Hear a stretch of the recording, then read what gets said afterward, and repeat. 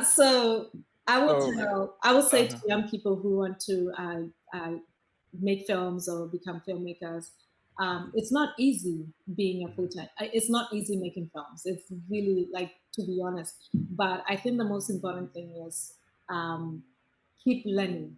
Like, if you cannot afford film school, watch videos or try to seek out mentors in the industry. If you're in Botswana, connect with like people that are already making films in Botswana and learn from them.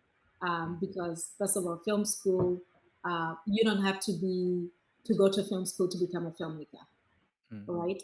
Uh, it's very expensive, and there's no guarantee that you are going to make money because after film school, it's not like law school where you're going to be a lawyer, right? You graduate, you know you're going to get a job as a lawyer, or medical school where you graduate, because it's a lot of money, but it's all like, okay, now I want to make films, but you need money to make films. It's tough.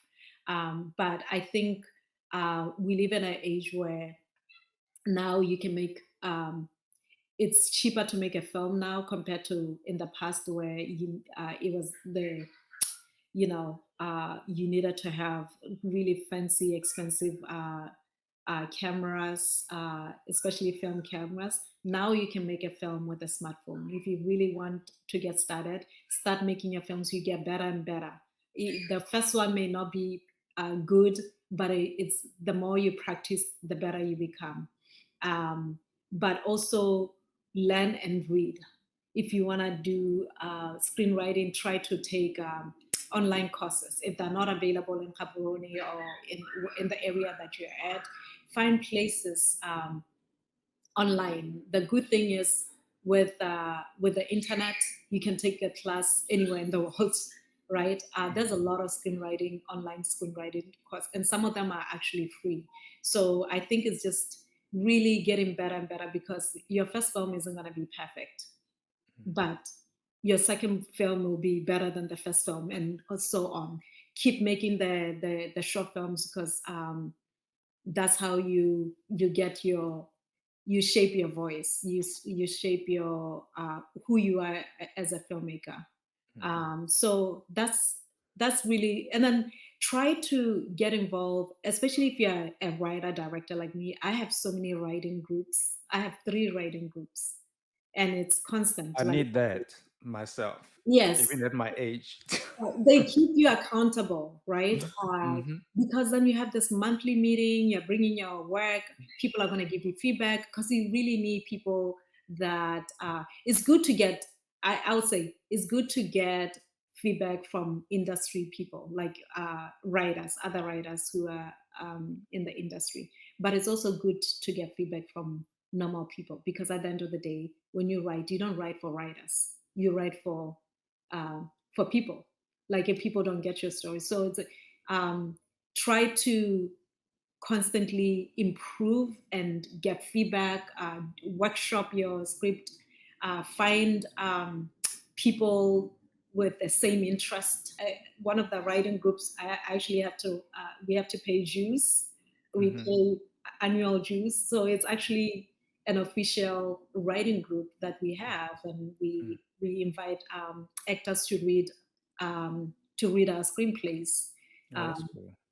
and all of that, and then they stay around for the discussions and all. So I get a lot from that. So I think for me, it's like not continuously improving yourself.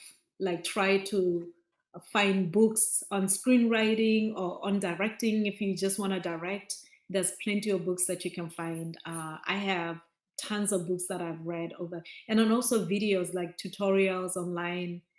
There's so many, like nordfilmschool.com is a good has good resources. They have a lot of videos. They will show you everything, every aspect of filmmaking, about camera angles. They explore that. So I think there's so much.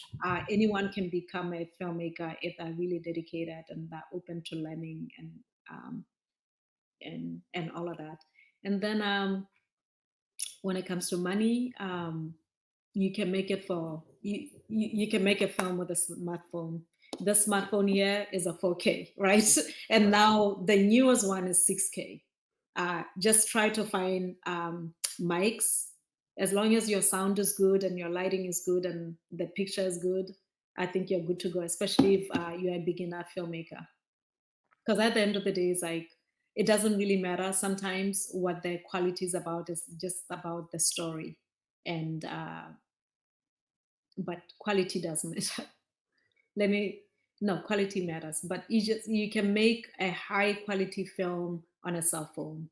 A film like Tangerine was shot with a cell phone, and it went to Sundance, and it's now online. You can watch it. I think it's on Netflix.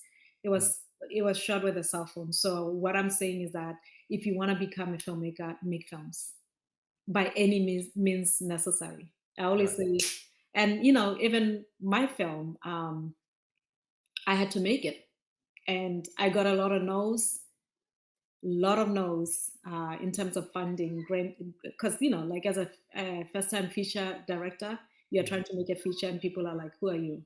Right? And it's hard, but I knew I had to make this film because then the next film, people are not going to say, "Who are you?" So I knew I had to take the risk and self finance with this film, um, knowing what the outcome would be. Uh, so essentially, what I did was, with a lot of no's, I said yes to myself. And I said, nobody wants to invest in this film. I will invest in myself. I will invest in my career. I'll invest in my film because my film is tied in my career. And it has worked out well. Because now people know that I can make a feature film, and people are now asking me what's next, and people now want to get involved in the next one. And I think that's what you have to do sometimes. Ava DuVernay did the same thing with her first film. Like nobody, she was a publicist, and she ended up, I don't know where I read this. She ended up mortgaging her house to make her first film, and it worked out because now Ava is who she is. And I think I've learned from her journey as someone who started late, because I did not start late, but my first feature was now when I'm in my 40s. Um, and I felt, oh, but she started in her 40s too, right? So I've always been kind of inspired by her journey and how she was persistent. And I think that's what it is like. Don't wait for permission. Don't let for don't wait for permission. Give yourself the permission. Don't wait for anyone to give you permission to fulfill your dream, to do what you want to do. Say yes to yourself. Give yourself permission. Find a way to make it done. Because at the end, it's not about them. It's about your vision. It's about you. Wow.